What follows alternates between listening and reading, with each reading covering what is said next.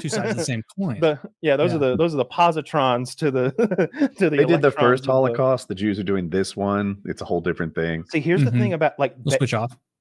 Germany has gone so far the other way. I remember seeing they're beating the shit out of those anti-Palestinian protesters. There was some woman I saw German police beat her ass. There's blood running down her face as they drag her away from protesting for Palestine. What the fuck? Dude, did you see like 7 different members of the AfD, which is the German right-wing party, have been assassinated, have been killed in the last couple weeks leading up to an election? I didn't know that. That's crazy. Isn't that the organization that usually say is an extreme, far, ultra right wing, and in reality they do, but maybe not so many immigrants. I don't know their core, but I know that a big part of being right wing in Europe is no more migrants, no more immigration. They're changing our country, and we don't like it. And that's really the only perspective you need to have in order to be considered a Nazi in modern Germany. Can you say it's my fault? My mind drifted. 7 people were killed. You said? I think it was 6 or 7 AfD candidates were killed in the last couple of weeks leading up to elections in Germany. So they're seemingly pretty clearly being targeted by the powers that be. Yes, Kyle says 7. He was on mute, but that's not good. It was a crazy, a borderline unbelievable number. You remember Mexico, their recent election where dozens and dozens and dozens of politicians were getting assassinated in the lead up to their elections. It's crazy. Well, we don't have any corruption like that over here. No, we're all squeaky clean here in America. I don't know if in it's Canada, true or not. you could join us. I don't know if it's true or not, but I read that. Actually, if we allow Canada in, they'll never win another Stanley Cup again. I read that in the UK. Because they won't be Canada anymore, so they'll be America too. I'm sorry, Kyle. We're all excited about the cup. Now, I read it in the UK that young girls had been arrested for carrying hatchets to defend themselves from the migrant rape gangs. Did you see that clip? Yeah, it was some 12-year-old girl with a knife and a hatchet being harangued by some migrant guy, and the police arrested her. Well, she was armed, Taylor. She could have defended herself. Yes, she was wearing rape pants. She was wearing. This is sewn up in a fucking suit to keep from getting raped by the. This is the kind of thing that definitely doesn't precede enormous cataclysm and riots and change in a country. That's crazy.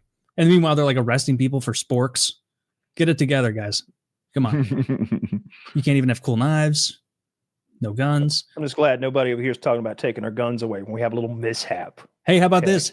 We haven't figured out how to take Canada yet. Only Trump, Woody. Trump says he's going to ban trans people from having guns, and can't make your mind up about this. Is what he does. Okay, he always targets the unpopular, right? He goes after John Bolton. He goes after trans people. He goes after flag burners, and every one of these things kind of whittles away this. You could be next, right?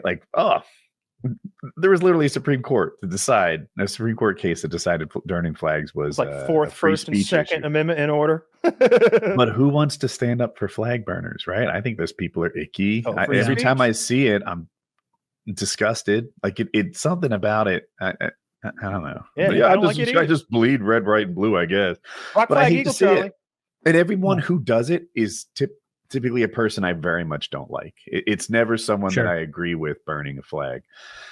So, but going after flag burners, it's this is just what he does. He finds someone unpopular and targets them. All this shit is going to be used as a pretense for more limits on speech. He uses them to chip away at the Bill of Rights, search and seizure with John Bolton, right? Then he goes First Amendment with burning the flag. Then he goes Second Amendment because trans people shouldn't have guns. Fuck you. It's printed right there. All the people should have guns. All the people should say whatever the fuck they want. Hate speech and free speech are synonymous. They're the same things. You wouldn't need a goddamn law that says you can say whatever you want if you were saying nice things. No one would nobody would come around. Hey, oh, did you compliment that flower in public? That's not what free speech is. It's the ability to say "fuck you" to your leadership, to burn their flag. You know what I mean? I'm sorry, it just threw me off the whole spiel. When you started talking like a fucking chimney sweep. Well, those are the people without any free speech. Those are the ones having to arm their daughters with hatchets so the migrants won't rape them in the streets. How about this little idea? We haven't sealed the deal on Greenland or Canada yet. How about this? We arm the moderate rebels in the UK. The IRA. We allow them to, or the 12-year-old girls with the fucking knives, and then they take over, and then now they're basically now we pretty much own them. I'm not completely sold. What do we arm them on with? Like our leftover guns, not the good stuff. They don't need the good stuff, like 1911s or something. Yeah. Oh no, they need machine guns. We got Tommy guns. We've got crates and crates of World War II Tommy guns. Like just laying somewhere. I promise. Yeah, we can give them those, and then when they win, we own the UK, and it's the ultimate Uno reverse from our history. This is for 1812. See, the thing burn down our White House, we're burning down the palace. Every time someone tells me that they carry all the time, but they carry a 1911, I say, show it to me. And you know what happens? They can't. No one fucking carries a full-size pistol. And I don't see it. I think we should arm them with Dillingers or something. A little mouse gun, because they'll actually have them in their pocket. Well, we're going to arm a whole bunch of them. And they're going to be feeling good. Rifles over there. You guys need to feel safe. That's what we do in my country. You walk down any street, guy with a rifle right there in the corner. He's looking out for all of us most of the time. Most of the time. And then if he's not, guess what? The rifle guy in the other corner is gonna take care of that, right? I think these are good ideas. we just arm the Brits who are hating their government, and then we get England. I don't know what I'd want to do with the UK. We could travel there. I'd take vacations without a passport, I guess. You don't want a big island full of pasty people, bad food, and terrible weather, right? Maybe we should go for Spain or Italy. I feel like the beaches are so much better. Yeah, we could do all of it, right? We just all of Europe. That's been tried before. It's actually tougher than it sounds. We could do D-Day again. We could do D-Day again. Land at the beaches of Normandy. Nice this time of year, and then just move on in through France. The French are assholes by every report. You have never in your life once heard like, oh yeah, I went to France. Man, the locals are so kind and understanding. I spoke a little French to them. They love that. Did you know that? They love hearing a foreign speaker like learn their language and show that effort. They appreciate it, and they show that appreciation. No, you hear they're awful people. Their cities smell of piss. And they are so awful to tourists. It's like it's not their third biggest chunk of their economy. It's all I hear about the French is they're terrible, terrible, undeserving people who we shouldn't have saved. We should have made a deal with Hitler and let him keep France and give the rest back. He would have done a better job. We could have had our own little. I guess it would have been sort of like the Molotov-Ribbentrop Pact. It would be like the cheeseburger Ribbentrop Pact, and we would get to take half of France. Whatever half has half has Paris. You end up like French Canada though. Like the problem with France is it's full of French. You need Hitler to go in there and clean them out like he did Poland. They've got enough good food to overcome a little bit of haughtiness. And guess what? They're not going to be so haughty when they start getting fat. We're going to start spraying their fucking wheat with glyphosate, and then all their haughty, we're not fat shit is going to come right to an end. The ultimate. I want to make them pronounce croissant the American way. That'd be the first law I'd enact if I took over France. Croissant? Fuck you, hang him. Like if you don't hit that croix hard, that's how you would know. Like if we were like in the streets fighting, be like croissant, and then he'd have to call back croissant, and if he had croissant, baguette, however they talk. Yeah. I feel like France keeps to like. I feel like I don't see like French people online the way I see like English. I see them and like German all people. The time. Maybe they don't. Yeah, well, they're ace at rioting. I was wondering where Taylor fell on that, right? Because on one hand, when we see riots in America, we almost always hate them. We're like, look at those assholes. There should be laws to run them over with our cars or something like that, right? And then we see France riot for like higher pay, and we're like, you guys, we should be more like you. They're really the winners. They're getting shit done. So where do we land on this?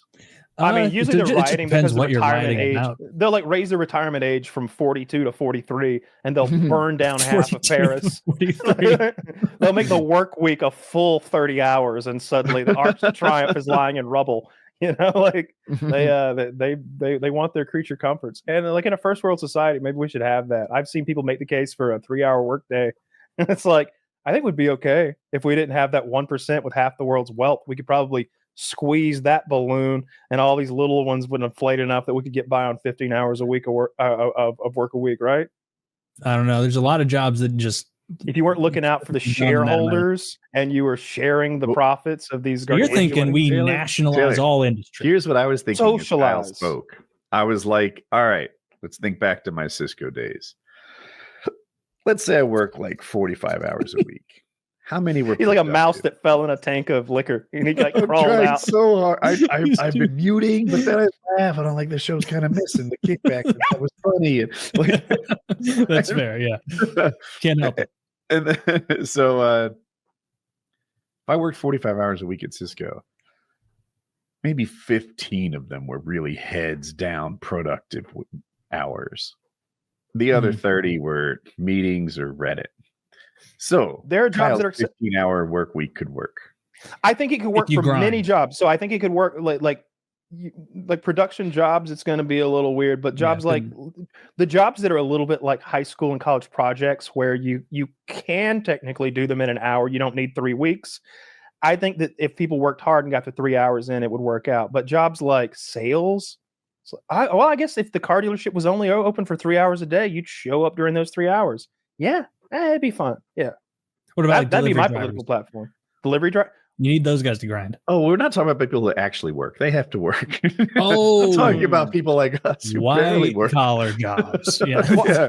Taylor, you work. Essential services would have to be 24/7. You're 100% right about how like the schedule, like white-collar jobs go, is like so much time is taken up by like meetings and minutia and nonsense and little. How do I respond to this in like a business, or just straight up slacking and being like, you know what? If I finish this assignment right now, he's going to know it only takes me 3 hours to do this. So I'll give it to him tomorrow afternoon. And then every time he says this, is that who? Star Trek? Scotty, the engineer in Star Trek. He's a famous miracle worker. Like Scotty, we need those engines back online. It'll take me 5 hours, sir. But in reality, he can do it in an hour and 15 minutes easily. So when Scotty, those engines, I've done it, sir. Full power. It's like what a miracle worker. It was gonna a 5-hour job in 45 minutes, and it's like he just keeps his reputation going by overselling how difficult something is. But I think you can just do multiple shifts. If you needed 24-hour service, like at the hospital, we're doing 3-hour shifts. We need a lot more doctors. They only work 3 hours a day. Yeah, you're switching off in the middle of surgeries. I'm out.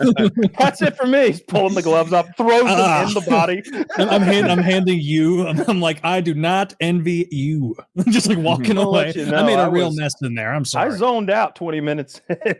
Brain fart. I'm almost positive I didn't wear a watch to work today.